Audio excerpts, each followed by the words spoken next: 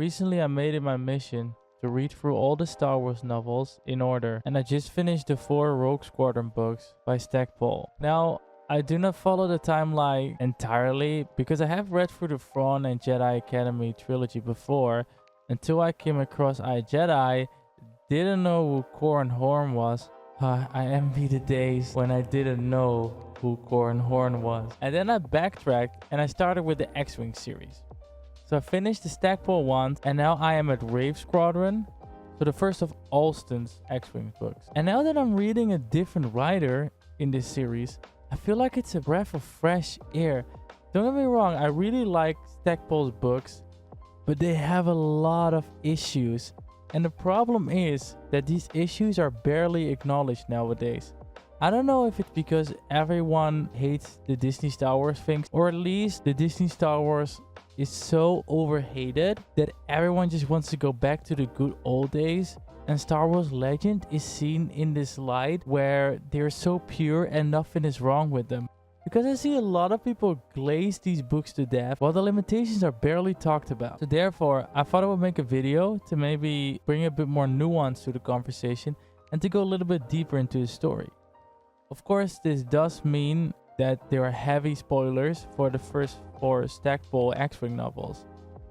I would still highly recommend that you read them if you're a big Star Wars fan. I do have my criticisms, but they do tell great Star Wars stories, bring new characters in, and also extend on established characters. So I would still recommend them to anyone who would ask me what you should read from Star Wars Legends. But if you have read them or you don't care about spoilers, then let's dive right into the story. So Stackpole's first 4 X-wing books follow Rogue Squadron. It follows Wedge Antilles as he tried to re-establish the famous Rogue Squadron, which is an X-wing unit that was set up by Luke Skywalker. The first book takes the new rogues, these new recruits, through basic training, and we are introduced to these new characters. There are some battles, and in the end of the book, Rogue Squadron starts to become a competent fighting force. The second book takes us more on a covert operation, where the rogues lead the way for the New Republic to capture Coruscant. This book also focuses heavily on Asan Isard as the main villain. She is in control of Coruscant for the Empire and is kind of seen as the new leader of the Empire, at least that's how she likes to portray herself. The third book is all about a virus that is created under the guide of Asan Isard, which only affects aliens, so that humans are not affected by this virus while a lot of aliens die, creates a rift between the alien species and the humans within the New Republic, and also put a strain on their economy as they need to buy large quantities of Bacta in order to save the beings who are infected. In the fourth book, Asan takes over Typhera, which is the planet where Bacta is created, and in a final battle, her super star destroyer, the Lusankya, is destroyed and she dies. At least I think she does. I haven't read further, right? And you know how in Star Wars they always bring back characters and stuff like that? So I'm not sure whether she's really dead, but at least it looks like she's dead. So hooray Corran Horn, I guess. So overall it's a great story, but the more you go into the details, the more Stackpole's writing starts to really crack. So I want to highlight some of these cracks, and in order to do this in a bit of a structured way, I will go through 5 points which I, at the very least, questioned about these books. 1. Corran Horn. If Corran Horn has no more haters, then know that I have become one with the Force. The experience I had with the X-wing books has genuinely been one of the only times where I absolutely hated reading chapters from a character's point of view. Mind you, I'm a huge fan of A Song of Ice and Fire, where you have like 40 points of views or something, but never did my stomach turn when I saw a character that was being followed in a chapter until Corran Horn came along. So Corran Horn is one of Rogue Squadron's new recruits. He comes from Corellia, the same planet as Wedge and Han Solo are from, famous for not believing in odds. You know that one line from the movie? Never tell me the odds. Yeah, it's a thing now in the extended universe where all Corellians just really hate the odds. Imagine giving probability classes on Corellia. Anyway, Corran used to be part of CorSec, the security force of Corellia, where he served as an investigator. The whole Criminal Minds thing, I guess. Oh yeah, his father also died, and you always remember this because every time someone is sad or grieves in the books or whatever, Corran has to mention his father. Wait, fuck the traumatic event that happened to you. Did you know my father is dead? Corran is snobby, he's a know-it-all, and he's also never punished for this. As in, He literally knows it all. And at the end of the third book, he even starts lecturing Luke Skywalker about what it means to be a good Jedi and be a good person in general and be there for your friends. After he just met him, people love to call Rey a Mary Sue during the sequel trilogy, but Corran was here all along because this guy can apparently do it all. One fun fact about my reading experience with this book is that I read through the third book rather quick, and later I found out it's because Corran Horn was locked up for the better part of the book in the prison on the Lusankia ship, and therefore he had less chapters, and I liked the book a lot actually. And don't even get me started on all the relationships with Corran. Wedge cannot stop talking about how good of a person Corran is. Every woman introduced is drooling over Corran. Hell, even all the male characters are drooling over him. Literally everyone. The only person that doesn't do it is Bro Jace though. This guy's the GOAT. That's why he's the GOAT! The GOAT! The whole book is just the big Corran Horn show. He's the major characters we follow throughout the books, but he barely gets any development outside of the first book, where he has to become a bit less of an asshole just because he has to work with other people. Maybe I'm being a little bit too harsh on Corran, but I just really hated his character throughout these books. 2. The relationships. Now I want to give Stackpole some credit because I read that the sci-fi style of the 90s was to introduce more horniness to stories. So because of this, Stackpole creates these relationships between characters, but they barely get the time to fully develop, and because of that they just feel rushed and also a little bit odd. So let's talk about my favorite character again, Corran Horn, and his relationship with Mirax Tarek. Corran and Mirax's fathers are adversaries from the good old days on Corellia. Corran's father, as Corran himself later would as well, worked for Corsac, and Mirax's father, Booster Tarek, who was a renowned criminal, was arrested by Corran's dad and sent to the mines at Castle to do some hard labor. By the way, I love Booster. He makes an appearance in the 4th book and calls Corran things like Corransac or Corsac and just pisses Corran off all the time. Just for that, he's one of my favorite characters in this series. Anyway, so Corran and Mirax take over their father's little quarrel and hate each other at first. While they do resolve this conflict, they barely interact after this because Corran is presumed to have died when they take Coruscant, while in reality he has been abducted by Isan Isard aboard the Lusankia. During this grieving period in the book over Corran's supposed death, everyone suddenly starts talking about how distraught Mirax must be over Corran's death, and then out of nowhere other members of Rogue Squadron start to mention that Mirax always had an eye for Corran, and this is used as justification to make Mirax suddenly be head over heels in love with Corran. It just feels like Corran snapped a one-wish willow inside of his X-wing cockpit going, "I really wish Mirax would love me," and this has taken effect like in the movie Obsession. It just doesn't make any sense with the current pacing of the story. I think Stackpole knew that these characters were gonna end up together somehow, but just didn't really know how to get there, and it really shows. The second relationship I had major issues with is that in between Irisi Delarid and Fliri Foru. Irisi turns out to be the Rogue Squadron member that has been leaking information to the Empire.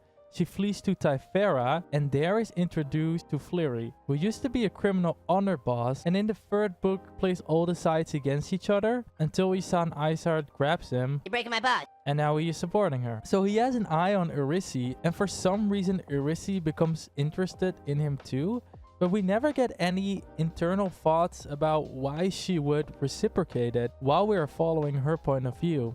Fliri is like, "Hey, I'll let you escape if you give us a chance." And she's just like, "Sure, I'm up for anything." Until she gets shot out of the sky by Corran Horn. That Fliri is making advances is one thing. I already felt weirded out by this, but creepers are gonna creep, I guess. However, the fact that she accepts these advances felt very weird to me, and I think there's also a huge age gap between them. The only relationship that does work in my opinion is that in between Gavin Darklighter, nephew of the famous Biggs Darklighter, and her Seer Salar, a Bothan. You know that species will help getting the information for the 2nd Death Star? Yeah, they cannot shut up about that deed, and now everyone in the New Republic apparently owes the Bothans because of it. Their relationship is also not fleshed out that much, but at least they get a conversation about what this relationship means for them and how far they are willing to go, as they are always in danger as members of Rogue Squadron and can be blown up at any point during a mission. This at least gives it that tiny bit of development. Korn and Mirax, for instance, only discuss similar things when Korn proposes to her, and they have already been in a relationship for about the whole 4th book at this point. So in conclusion, in my opinion, Stackpole doesn't really know how to write interesting dynamics in romance between characters, and it's suddenly not helped by the following point. 3. The dialogue. Oh look, Taiko Selchu! There is your girlfriend, Winter. Winter is Leia's right hand and has been her companion since they were little girls on Alderaan. You know, the planet that was blown up? Yeah, the planet where you are also from, and the event you witnessed as you were calling your family over the holonet the moment that the Death Star hit Alderaan. Yes, this traumatic event for you? Yeah, you know it, right? Oh, here is Luke Skywalker, the only Jedi Knight in existence, son of Darth Vader and brother to Leia. I'm sure you do not need an introduction to Leia's lifelong companion. This is a rough paraphrasing of the closing chapters of the 3rd X-Wing book, and is supposed to represent a moment such as the one on Endor where everyone comes together to celebrate. So it's supposed to be a simple, oh look Taiko, it's Winter moment. But every time a character is introduced, or reintroduced for that matter, we get this whole meta description of their character. This also happens in relation to events, where characters make very weird choices in their dialogue with callbacks to the battles of the original trilogy when it doesn't work well at all with the tone of the conversation. Wedge does this a lot, for instance, where he interjects statements like, You think that's bad? Remember when I had to leave Luke Skywalker alone during the Battle of Yavin? and these moments are just there for us, the reader, but they really hurt the world building by making the universe not there to live and breathe for the characters, but for us directly. But this hurts the narrative in the process. This is especially true when people are flirting with each other, telling jokes or having a deeper conversation about the people they lost on a mission, for instance. Whether these passages are supposed to convey heavy or light emotions, they just fall flat, making conversations hard to get through. For instance, the moment when Irisi is trying to rizz up Korran and Korran is conflicted about it, the setup is actually rather good. They are both fighter pilots, probably living thinking every day could be their last. So Irisi is trying to find a companion because she feels she might die without having experienced this. Korran doesn't want to give in to some degree, but also doesn't want to hurt her. So you have a good setup of both a developing relationship while there is also some conflict. But the dialogue between them is just so awkward that you almost have to skim through while holding your hands in front of your eyes. I know this is sudden and, well, I just feel very close to you. Do you know what I mean? Yeah, probably better than you think. You feel it too? I felt it. A huge chunk of what you're feeling comes from the downside of the emotional spike you hit during the run. I know what's that like. In Corsac, I was partnered with a woman, Ayala Wasiri. She was pretty. Not as pretty as you are, but no Gamorrean either. We raided the glitter stim dealer's warehouse, and a rather nasty light fire erupted. One guy had me centered in his sights. When she took him out, thought I was dead. She saved me. In the immediate aftermath of that, I thought I was in love with her, or in lust at least. Before then, we'd just been friends, like you and I are.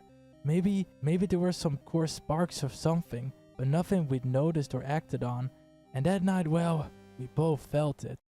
Like, he cannot just say no sorry, but has to give this whole lecture. It almost feels like the original dialogue that George Lucas had for Luke Skywalker. But we can't turn back. Fear is their greatest defense. I doubt if the actual security there is any greater than it was on Aquilai or Solus, and what there is most likely directed towards a large-scale assault. Don't get me wrong, there are some great moments in this book that are dialogue. I think the trial of Taiko Selchu was great. Every political move within the New Republic's armed forces, between General Akbar, Wedge, and the power-hungry Bovan Bors Valia is great. I think Korran's relationship with Ural is great, as Ural cannot use pronouns to refer to himself due to his culture, and Korran has to navigate this. Although I was saddened when their development kinda stops after the first book, I thought they had a good developing friendship going, and it just became stale after a while. Ural is also one of my favorite rogues. He's just so cute. Just look at him. And the way he speaks? Craig is embarrassed by not understanding your question. Lou Jane smiled. You do not seem to refer to yourself with the pronoun I. And you alternate the names you use. The Gan's mouth parts clicked open in what Korran had decided was a Gan's best approximation of a human smile. Ural understands. But overall, the story is hurt by the way the dialogue is formed. It is just not how people talk with each other. And it's a similar pitfall that George Lucas went through, but at least he had actors or editors telling him when things went too far. And it is disappointing in this case because it's damaging a very good story that the author is trying to tell in the process. 4. The payoff. Book 1, Rogue Squadron, starts with the rogues training, and when they finally see action, they quickly deal with anything thrown at them. It gets to the point where I was starting to get a little bit bored because Rogue Squadron seemed to just be too overpowered. But it turns out that this was exactly the point that Stackpole was trying to make. Right around the moment I started to think that there were no stakes for the rogues, the Battle of Borleus happens, where half the squadron gets wiped. While before, missions were just TIE Fighter shooter games where the person with the least kills had to buy rounds of drinks. At Borleus, this elite squad is confronted with the fact that they are still in a war, can die at any time, lose their friends, and can never underestimate the Empire. This is a great payoff for the last few chapters before it, which sets up the story review and changes the narratives, as in how the rogues act around each other, and it changes the way in which the rogues navigate missions, showing that these recruits become more like the veteran pilots, not only by experience, but also by the loss they carry, with the constant thought in the back of their mind that they could be blown up at any time. This makes them come so much closer to the veteran fighters such as Wedge and Tilly's, who already had these reflective moments with the death of his friends Biggs and Porkins at the Battle of Yavin. These moments showcase how good the story of following ordinary fighter pilots is, as in no Force users, no Skywalkers, just ordinary humans or other species who are good at what they do. Now I wish we could have gotten that Rogue Squadron movie. Why does Disney throw away every free cash grab that is literally handed to them? Well, let's get back to the books. Moments in the later books do not get these payoffs, however. They are set up quite extensively sometimes, but the final climax of these moments just make them go out with a fart instead of a bang. For instance, the Lusankya is hyped up as this massive facility no one ever enters and no one ever leaves. Corin Horn, however, escapes from this facility with general ease, undermining the whole build-up and making the Lusankya look like a joke. I find this especially frustrating because the moment after is so cool. To find out that the Lusankya was there all along on Coruscant, it's a super star destroyer by the way, and just pops up out of the ground, taking an entire city block with it, just shows both how evil the Empire is and how much they can aura farm. I wonder if J.J. Abrams read these books as well. Another example is the climax of Curtin Lure's arc. We haven't talked about this character yet. He used to be an Imperial officer at Corsac and became Corrin's arch nemesis after he released Boss from his sentence, who in turn kills Corrin's father out of revenge for locking him up. He's mainly there to be Corrin's enemy, but he gathers power as Isan Isard gives him more and more authority, until he finally slips up and tries to make a deal with the New Republic for safety in return for information vital to Tycho Selju's trial, just in time to get shot right before he can provide that information, which might have been a good plot point if the person who was set up to shoot him wasn't introduced in the same book with the only purpose of being the most likable person ever. You just know that he's going to do something because it's just a bit too much. He helps every character out and is shown to be this good husband who just came back from imprisonment aboard the Lusankya.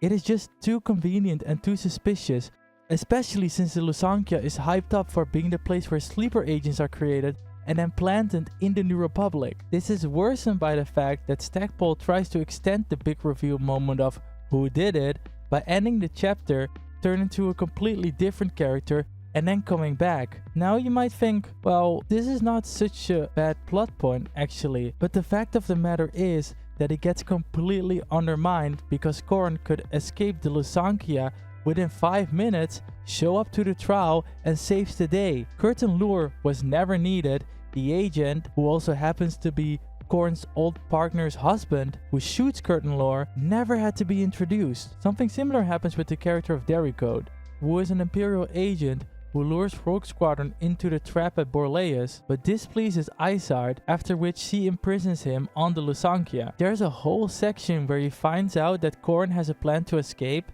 and it is set up that he will stop him in order to gain favor with Asan Isard. But this was all for nothing, because like the buffoon he is, he confronts Korin directly and gets shot by him. So him being on the Lusankya has no meaning whatsoever other than serving as a moment for Korin, with the cliche of Korin thinking he's about to die just to be saved by someone. This person saving him is Jan Dodonna, by the way, who is on Yavin 4 with Leia seen here. He gets imprisoned on the Lusankya after. This guy is a real one.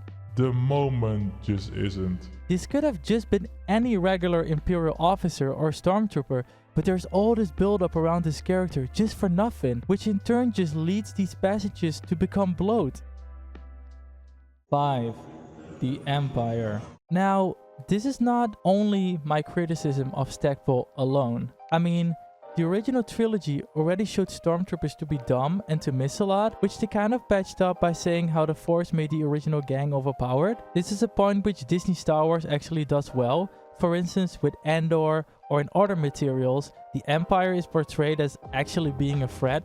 I digress. The reason I mentioned this quote-unquote flaw present in Star Wars is because it intersects with the lack of payoff that I explained in the previous point. So I am cheating a bit with the point system I set up. I mainly want to focus on Asan Isard and the last battle of the books, which is more in relation to payoffs, I guess, but it does include the incompetence of the Imperials. Asan Isard is hyped up as one of the most ruthless Imperial commanders. After serving as the head of Imperial intelligence for many years, she makes use of covert operations, brainwashed sleeper agents, and other non-standard Imperial doctrines that you don't get from typical naval officers. While she certainly farms aura with her presence, the stories that go around the New Republic about her just don't add up to reality. Especially in the later books, she starts to really make some dumb decisions. Firstly, she has to lose her smarts just so that Corran Horn can be the hero again.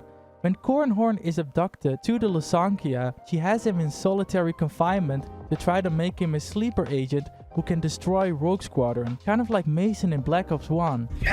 Only, at the very least bit of resistance that Corran shows, she just stops trying. Corran's internal dialogue even shows he's losing it because he's so confused about where he is, what date or time it even is, and what is happening to him in general. He's put in a simulation, and when, after the first time mind you, he doesn't want to blow up an X-wing, she just gives up on his plan and lets him mingle with the other prisoners. From these prisoners, Corran gets hope and starts to plan his escape, which he accomplishes with great ease. It just doesn't make sense that she has all these rebels captured for years, and then when Corran shows up, she just stops trying after a few weeks. Her character falls further apart in the last book, where on Typhera, she starts to make stupid decisions just because she wants revenge on Wedge Antilles, making the Imperials fall into every trap set up just because she wants blood, while previously she was such a calculating character. She gives command of the Lusankya away to some officer who gets food at every turn and then loses this super star destroyer, flees in a shuttle just to get shot out of the sky by... Can you guess? Can you guess who brings the final shot? Is it Wedge? Who do you think it is? It's Corran Horn. Of course it is.